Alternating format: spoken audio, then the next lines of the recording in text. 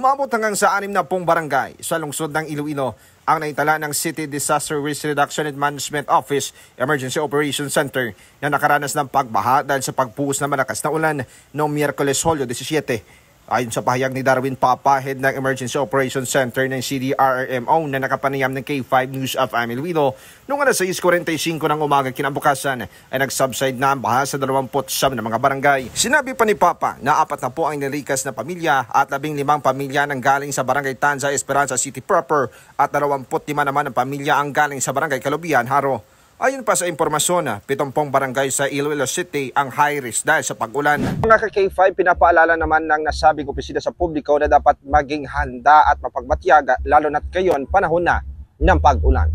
Para sa Network News mula dito sa lungsod ng Iloilo, ako si K5 Aaron Refollo para sa Kampiyon na Balita, Serbisyo Publiko at Kasiyahan sa bawat Pilipino.